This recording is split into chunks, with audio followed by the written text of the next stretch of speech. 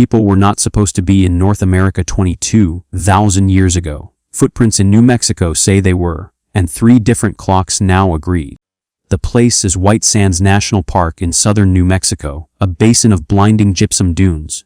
During the last ice age, it looked nothing like it does now. A shallow lake called Lake Otero spread across the valley floor, fringed by soft, wet flats where anything that walked left a mark. When the water later retreated and the surface dried and buried, those marks were sealed in layers of silt and clay. The park now holds the largest known collection of Ice Age footprints on Earth, human and animal, pressed into the same ancient ground. These prints are not easy to see, and that is part of why they were overlooked for so long. Many of them only surface as faint depressions when the ground holds exactly the right amount of moisture, appearing after a rain and fading as the surface dries. Locals came to call them ghost tracks. Footprints were first noticed in the basin more than 60 years ago, but it was only in the last decade, as erosion began stripping the fragile surfaces away, that researchers started documenting them in earnest, racing to record a surface that the wind and the drying playa are steadily erasing. Among them are prints that are unmistakably human. Some are large, many are small. There are the narrow feet of children, and in places their tracks run alongside the footprints of adults. Taken on their own, they tell an ordinary story: people crossing a lakeshore. The problem is the age. To understand why the age is a problem, it helps to know what most researchers expected. For decades, the accepted picture placed the first people in the Americas somewhere around 13,000 to 16,000 years ago, arriving from Northeast Asia as the last ice age loosened its grip. The details were debated, but the broad window was not. People simply were not supposed to have been here much earlier than that, which is why the White Sands footprints landed the way they did. In 2021, a research team reported that footprints in the park were between about 21,000 and 23,000 years old. That range does not just nudge the timeline. It pushes human presence in North America back thousands of years into the coldest stretch of the entire ice age, a period known as the last glacial maximum, when vast ice sheets covered much of the northern continent. If the dates held, people were standing on that lakeshore while the ice was at its greatest extent, far to the south of the frozen barrier that was supposed to have kept them out. An extraordinary claim needs extraordinary support, and this one rested on a specific method.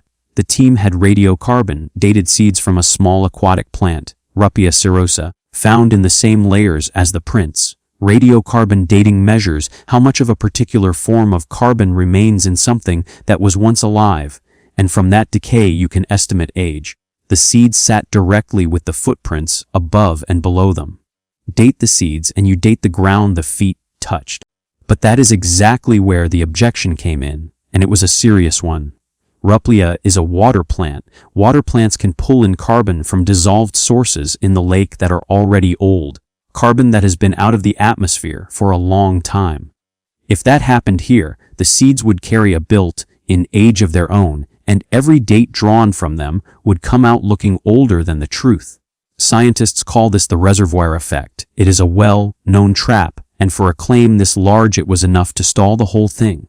The footprints might be genuine and still be far younger than 20,000 years, if the plant that dated them was lying. And the size of the possible error mattered. Even a few thousand years shaved off would collapse the whole result back into the conventional window and remove the challenge to the standard model entirely. So the question narrowed to something sharp and testable. The prints were real. The layers were real. What no one could yet trust was the clock. To defend the age, the team could not simply repeat the seed dates. They needed a completely different way to reach the same number, ideally one that had nothing to do with lake carbon at all. They found 2. The first was pollen. Preserved in the same layers as the seeds were microscopic grains of pollen from conifers, land plants, not water plants, that draw their carbon straight from the air the way trees do today. Because they take their carbon from the atmosphere, they are not vulnerable to the reservoir problem that clouded the seeds. Isolating enough pollen to date is painstaking work, but when the team radiocarbon dated terrestrial pollen from the footprint layers, the ages came back in the same range as the seeds. One independent line now agreed. The second line did not use carbon at all. It used light. A technique called optically stimulated luminescence measures how long grains of sediment have been buried in the dark. Minerals like quartz soak up a faint, steady dose of natural radiation while they sit underground, and they release it as light when finally exposed. Measure that stored signal, and you can estimate how long the grains have been hidden from the sun. Applied to quartz from within the footprint-bearing sequence, the method returned a minimum age of roughly 20 funds, 500 years. Now there were 3 separate clocks: seeds, pollen, and buried quartz, built on different physics and different assumptions, and all 3 pointed to the same stretch of deep time. For a single method to be fooled is possible. For 3 unrelated methods to be fooled in the same direction, landing on the same answer, is not a mistake anyone could easily explain away. The reservoir objection had a real target, and the team met it directly, and the age held. The footprints, as best current evidence can say, are between about 21,000 and 23,000 years old. Sit with what that means on the ground, not just on a chart. At the last glacial maximum, enormous ice sheets locked down the north of the continent. The routes people were long thought to have used to enter the Americas, a coastal passage, an inland corridor between the ice, were not reliably open at that time in the way the standard model assumed. Yet here, far to the south, in what is now New Mexico, people were already present. They were not passing through on the way to somewhere. They were living beside a lake, walking its shore often enough to leave prints across thousands of years of accumulated mud. This is where the footprints stop being a curiosity and start being a problem for the whole story of how the Americas were peopled. If people were in New Mexico 22,000 years ago, they had to have arrived earlier still. And they had to have gotten past the ice at a time when the standard entry routes are hardest to defend. Reaching a lakeshore this far south during the glacial peak means either an earlier crossing than most models allowed, or a way through that has not yet been mapped. The footprints do not answer how it was done. They simply insist that it was done and leave the route to be worked out. And they were not alone on that shore. The same flats preserve the tracks of the animals that shared the basin: Columbian mammoths, giant ground sloths, dire wolves, saber-toothed cats, ancient bison and camels. In places, human and animal prints cross the same surface. The relationship between them can sometimes be read directly. Along one long trackway, an adult and later the tracks of a small child head north, and between the outbound and return journeys a giant ground sloth crosses the human trail. The sloth's prints change as they near the human tracks. The animal appears to rear up and turn, as if it caught a scent and hesitated. A mammoth that crosses the same trail shows no such change at all, walking straight on as though the people meant nothing to it. That particular trackway, an out and back journey of more than 1.5 kilometers, one individual apparently carrying a young child on the way out and returning without the child's prints beside them, is one of the most human things ever recovered from the Ice Age.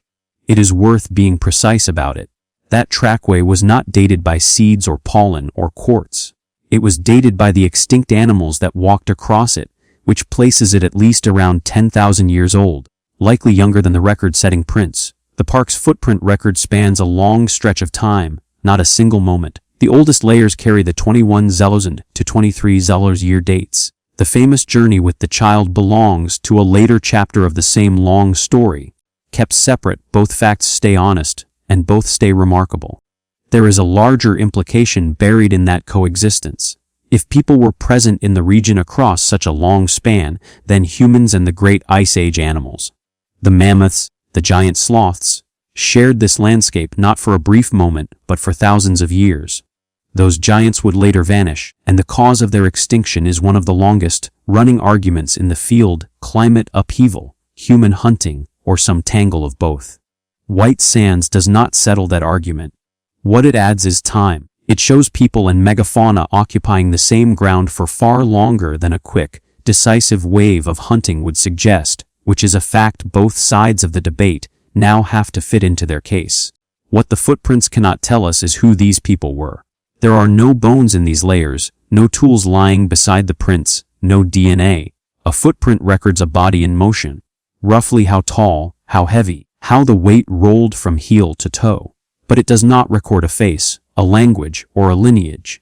From the size and shape of the prints, researchers can suggest that a given trackway was made by an adult or a child, and sometimes offer a cautious guess at whether the adult was a woman or a young man. But the identity of the White Sands people, where their ancestors came from, and whether their descendants are among the populations of the Americas today, all remain open questions. The prints prove presence. They do not deliver a name, nor is the case entirely closed to everyone. The 24,023 year range now rests on 3 independent methods, which is why most researchers accept it, but a minority still push back, questioning whether the dated materials truly sit with the prints or whether some subtle bias remains. In science, an extraordinary result stays under pressure even after it survives the first round, and this one is no exception. The difference now is that the burden has shifted. It is no longer enough to say the dates might be wrong. Anyone who wants to overturn them has to explain how 3 unrelated clocks all agreed by accident. That is the quiet weight of the White Sands prints. A single footprint is almost nothing, a shape in dried mud, easily missed, easily washed away. But pinned to a date, defended against the strongest objection anyone could raise, it becomes something a whole model of the past has to answer to. The footprints do not tell us everything we want to know. They do not say where these people came from or where they went. They say one thing, plainly and stubbornly, in a place and a time where people were not supposed to be. Someone was here. Barefoot, walking the edge of a vanished lake, more than 20,000 years ago. The ground remembered them long after everything else about them was lost.